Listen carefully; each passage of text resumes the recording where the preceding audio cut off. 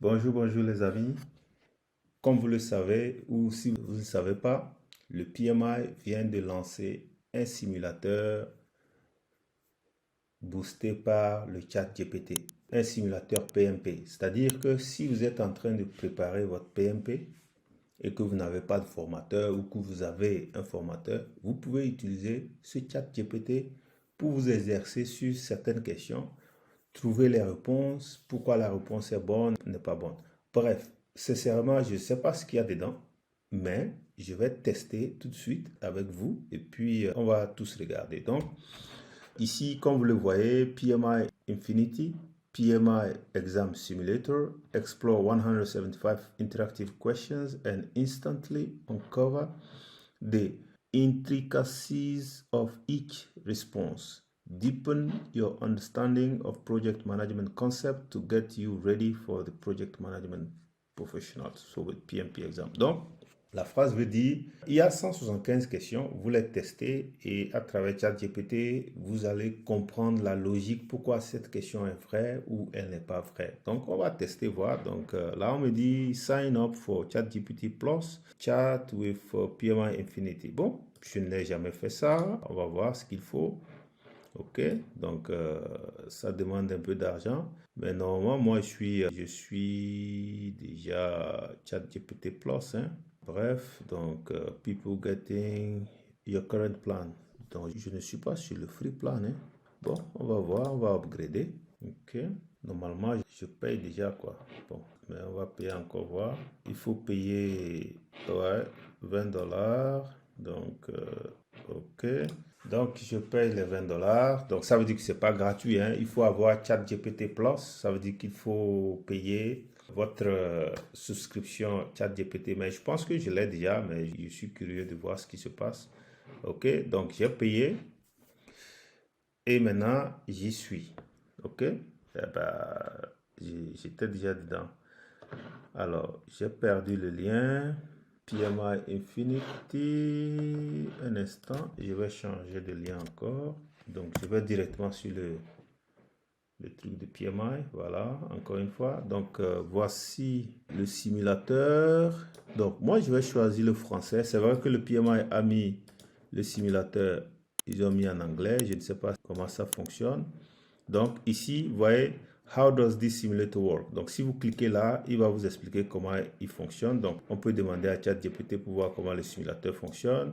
Donc, comme je suis en mode français, vous voyez, donc, il m'explique. Donc, bienvenue à ChatGPT Infinity. Ce GPT vous posera une question à la fois et attendra votre réponse. Ok, vous pouvez demander au GPT de vous montrer votre score à tout moment, ok, pour mieux comprendre pourquoi une réponse spécifique est concrète ou inconcrète, vous pouvez discuter avec le GPT. Donc, c'est un peu comme avoir un coach comme moi, vous voyez. D'habitude, les coachs comme nous, qu'est-ce qu'on fait sur notre simulateur de Voloyem? Les gens ont des difficultés. Quand ils ne comprennent pas pourquoi c'est bon, ce n'est pas bon, ils peuvent nous poser des questions. Donc, le GPT fonctionne de la même façon. Ceci dit, est-ce que vous avez toujours besoin d'un coach ou pas? Ça, je vous laisserai le soin de répondre, mais je pense que l'humain sera toujours l'humain. Ok? Donc, on nous dit pour mieux préparer, pour mieux vous préparer et vous préparer de manière approfondie pour l'examen de PMP, nous recommandons d'utiliser le PMI Study Hall officiel qui offre une gamme la plus large et la plus récente d'examen, de tests simulés et d'autres matériaux d'apprentissage. Donc, pour ceux qui ne connaissent pas le PMI Hall, donc vous pouvez aller sur le PM Hall. Donc là, il y a aussi. Donc, revenons sur ici. Alors, êtes-vous prêt pour la première question? On va lui dire oui. OK? Donc, il va nous poser une première question. OK? Donc, il analyse. OK? On attend. Bon, ça n'a pas l'air très rapide comme on souhaite, hein. Il y a une erreur. Il semble qu'il y ait eu un problème technique lors de la tentative de sélection d'une question aléatoire. OK, il va retenter encore. OK, on attend, on attend. Donc, je me demande si c'est pas parce que je suis en mode français qu'il a des soucis, mais on va voir. OK, on va voir. Alors, c'est ça la beauté parce que avec ChatGPT, même si les questions sont en français, il va certainement le traduire directement pour vous. Vous avez la question. Bon, je ne sais pas pourquoi c'est lent, hein, mais si c'est ça déjà, bon, ok, alors c'est validé. Première question, voici votre première question. Un chef de projet est assigné à une reprise d'un projet en cours, ok? Lors de la révision de la qualité, l'équipe a découvert que 40% des livrables présentent des défauts et nécessitent une retravail, ok? Avec une tendance à l'aggravation. C'est le, je peux dire, le mauvais côté de la traduction, hein. La traduction automatisée avec ChatGPT, souvent aussi, ce n'est pas trop catholique, ok? Donc, nous aussi, on a eu ce problème avec même notre simulateur au départ, de le traduire automatiquement. Finalement, on a dû reprendre tout manuellement parce que les expressions peuvent ne pas être super techniques en fonction, comme par rapport à ce que vous allez trouver dans le PMBOK. Donc, quelle devrait être la première étape du chef projet? Évaluer le coût du retravail, examiner le plan de gestion de la qualité, examiner les user stories, effectuer une analyse des causes profonde.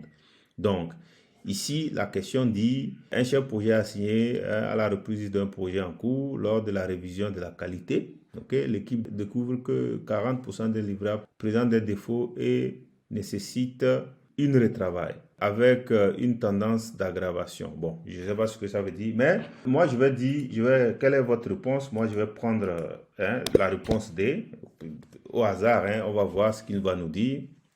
Votre réponse analyse, c'est correct. Ok, bon, c'est correct parce que je suis coach, donc je connais un peu.